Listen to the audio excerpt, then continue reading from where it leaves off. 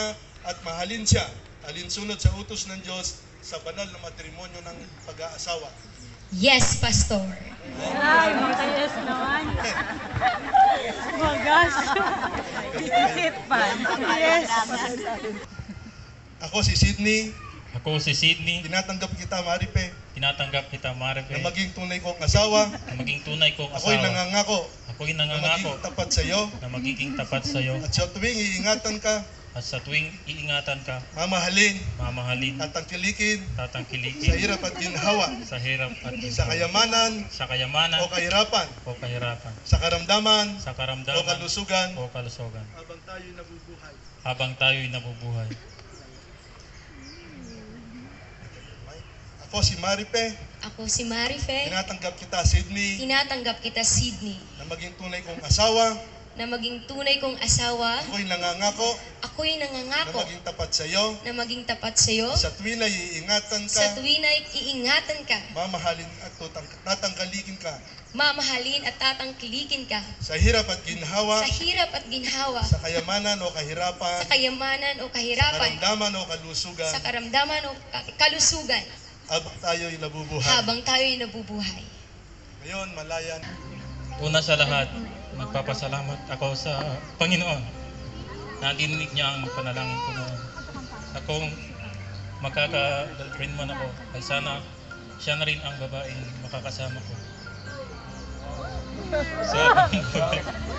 At sa nangako ko sa sarili ko noon na wala na akong ibang hahanapin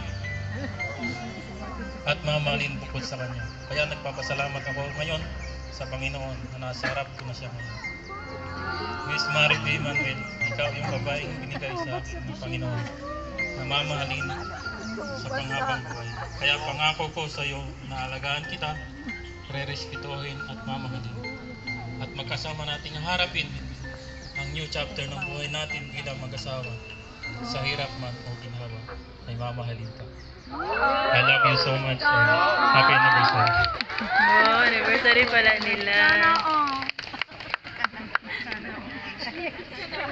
Nang, Ninang, happy birthday.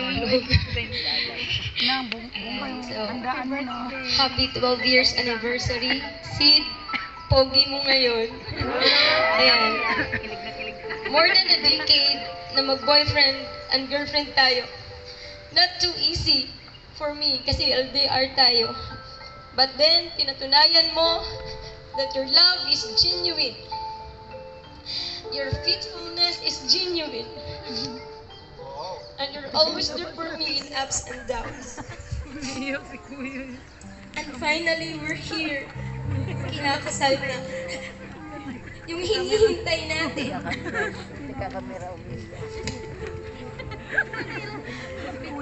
I promise, I will always love you.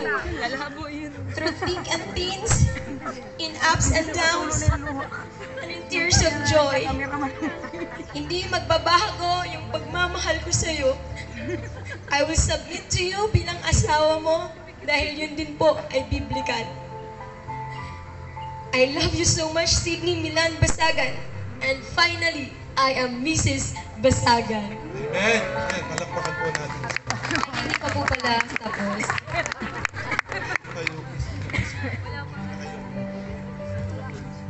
So narinig po natin ang talaga pong basihan ng pag-iisang dibdib ay ang pagmamahalan. Tuwing ako po ay may kinakasal, lagi ko pong naririnig. Kapag daw po pogi ang groom at pangit po ang bride, ang naririnig ko po, ang sinasabi nila, wow, napakaswerte ba naman ng groom? Mahal na mahal sa ng bride. Ganun din po, sa bride, pag napakaganda po ng bride, o yung groom po ay medyo pangit, ang naririnig ko po, wow, napakaswerte naman ng bride. Siguro mahal na mahal sa ng groom. Pero kapag pares daw po silang pangit, kapwa ko, mahal ko. Po ba? Anyway po, salamat po sa Panginoon. Ngayon po, narito po tayo at pupasaksihan na po ang kanilang pag-isang dibdib. Sid and Marife, after ng seremonyang ito, kayong dalawa ay haharap sa isang malaking challenge ng buhay pag-aasawa. Napakahalaga sa mag-asawa na kayo ay may teamwork. Hanggang sa pamamagitan ng singsing na ito ay inyong ipinangako sa isa't isa ang katapatan ng inyong pagmamahalan. Sige, Sydney, pakihawa. Sydney, ako na si Sydney. Patayo na si Sydney. Hawakan mo si Sydney. Ikaw ang maunang magbibigay na. Sige. Tuloy mo yung mic. Sige. Ako na si Sydney. Maripe, Maripe, iniaalay ko sa iyo ang singsing na ito iniaalay ko yung itong singsing na ito bilang sagisag ng aking pagmamahal. bilang sagisag At ng pakikiisa aking sa iyo. pagmamahal at pakikiisa sa iyo. Gayon din naman, Kayong din naman, ito ay magsilbing pagpapatibay ng ito ay magsilbing mga pagpapatibay, pangako mga pangako na aking binibigkas sa iyo ngayon. binibigkas sa iyo ngayon.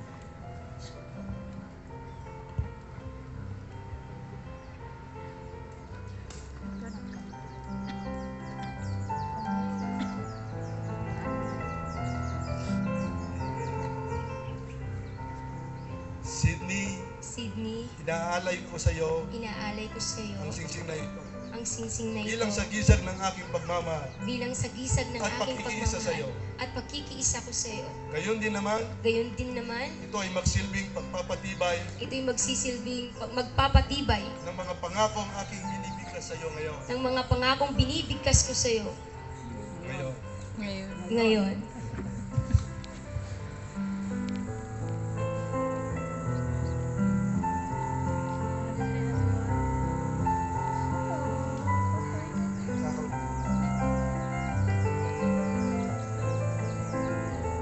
May I call on the coin bearer?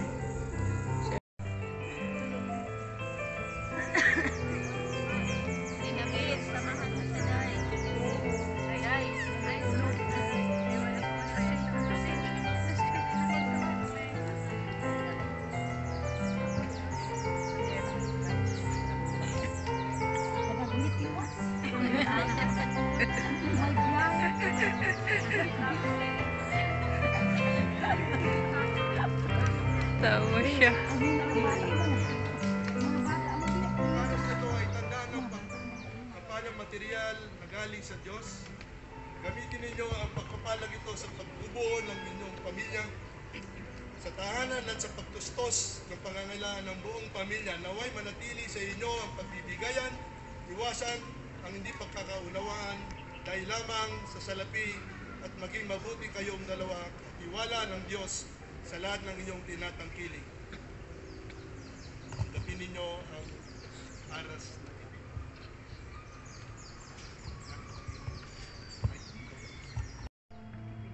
Aming tinatanggap Aming ang tinatanggap pagpapalang ito ang pagpapalang bilang sagisag ng buhay. bilang sagisag ng buhay. Kinikilala rin namin Kinikilala rin ang namin Diyos ang pinagmumulan ng lahat ng biyaya ng Diyos ng pinagmula ng lahat ng biyaya at marapat lamang at marapat lamang na gamitin namin ito at nagamitin namin ito sa tamang paraan sa tamang paraan sa ikaluluwahati sa ikaluluwalhati ng kanyang pangalan. ng kanyang pangalan. Ayon.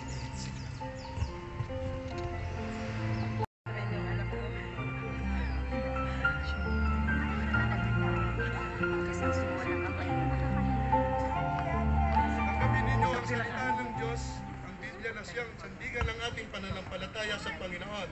Narito ang isang dakilang aklat na naglalaman ng mga katuruang makakapagpatibay sa inyong relasyon, una sa Diyos at sa inyong dalawa, sa inyong mga kapwa.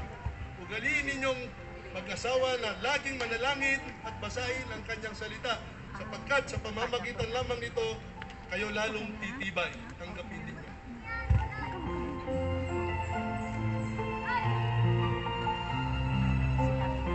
May I call on the male sponsor?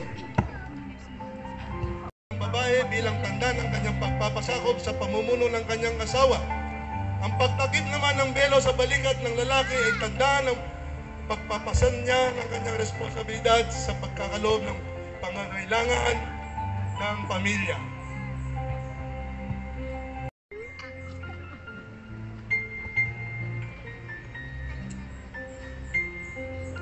tali ay simbolo na dapat pagsamahin ng lalaki at babae sa banal na matrimonya ng pag-aasawa. Ang pinagsama nga ng Diyos ay hindi dapat paghiwalayin ng tao. Sydney at Maripe, hindi lamang tao ang maaari makapagpahiwalay sa mag-asawa. Nariyan din ang mga pagsubok, ang ambisyon, ang pagmamataas, ang pag-ibig sa salapi, ang kawalan ng tiwala, ang mainit ang pagtatalo at marami pang iba. Naway, ikit pa sa tibay ng tali na ito ang inyong pagmamahalan.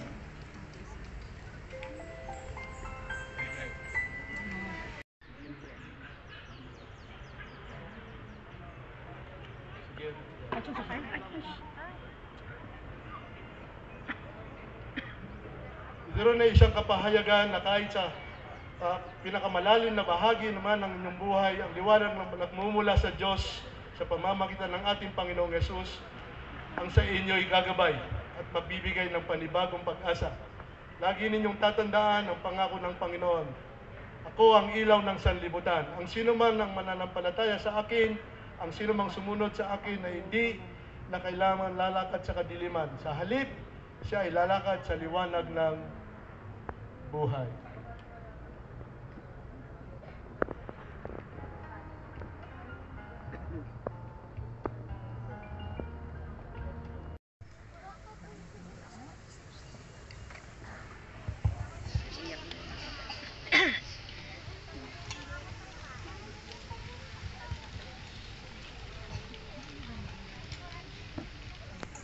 Nay, Tay, maraming salamat po na nandito po kayo.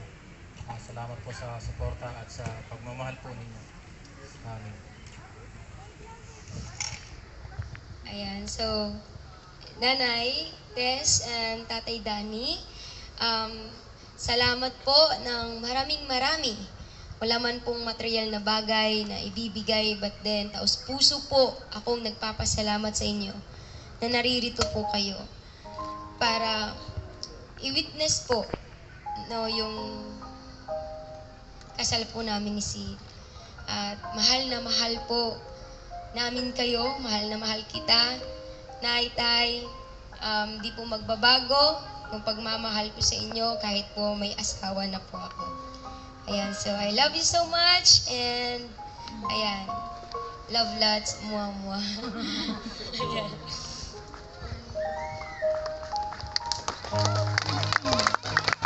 Ng batas ng Republika ng Pilipinas at bilang lingkod ng Diyos sa ilalim ng Victory in Christ Park Lane, Philippines, lingkod kong pinapahayag na kayo, Sydney at Maripe, ay mag-asawa na. Pumayo kayo na taglay ang pag-ibig, pag-iingat at masaganang pagpapala na nagmumula sa ating Diyos sa ngalan ng Ama, ng Anak, ng Espiritu Santo. Pwede ba kayo magkahawak ng kamay at tumarap kayo sa mga magulang, mga kapatid, mga ninong at ninang, kaibigan, buong kagalakan kong ipinakikilala sa inyo ang pag-iisang dibdib nila na sila ay mag-asawa na. You may kiss the bride.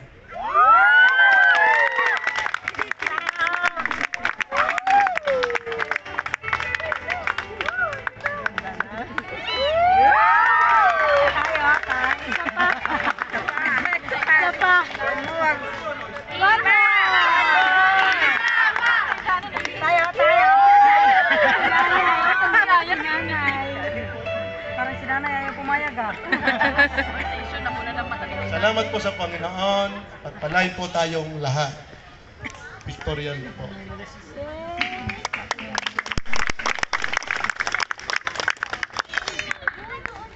Gutom na yung mga... Ate, tapos na yung bag. Ayan,